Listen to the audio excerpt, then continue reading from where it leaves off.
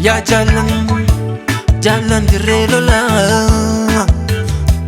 wareegamtanii soo lubbuun illee oolaa lubbuun illee oolaa lubbuun illee oolaa jajjabee kalloo kakkaalii koo biyyaaf of laatanii kennu biyya koo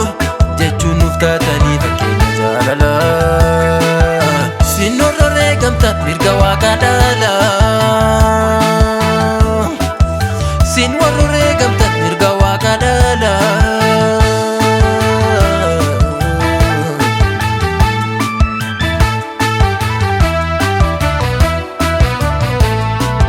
yaadadhu jaadoo inda gadi dirbu ilaaladhu maadoo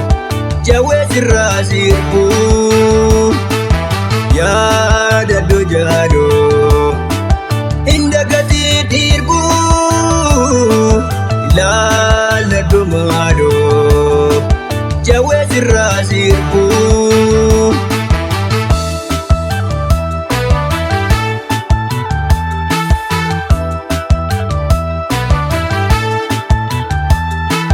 galfata sababaatee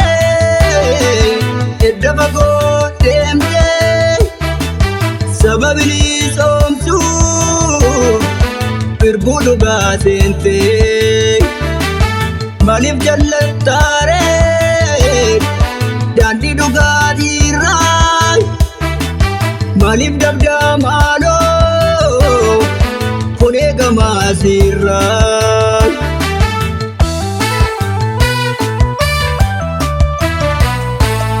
Sharabii kaayoo jaalan kee kaaleessaa inda gadi maaloo yaadadhu maaleessaa shira biraaf diinaa hundumaa dandeenye ni beektanaan beekaa akkatti as geenye otoo sitti siikoo maaliif naadheessitaa qabsoo dorrobeeru maaliif maseensitaa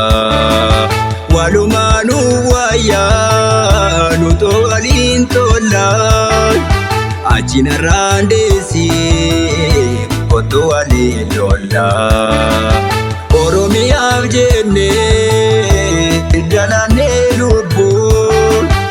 aadatti deebinee dalagnoo chokkoo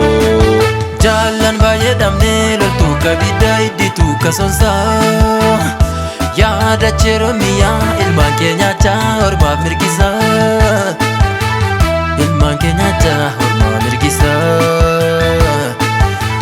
nuuf araaranii ilmaan mul'isaa galfata sababaatee edda fagoo deemtee sababni soomtuu birbuu dhugaa seentee maaliif jallattaaree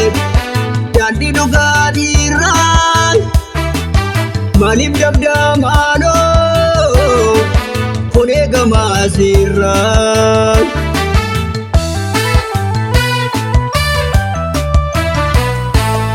sharabii kaayoo jaalan kee kaaleessaa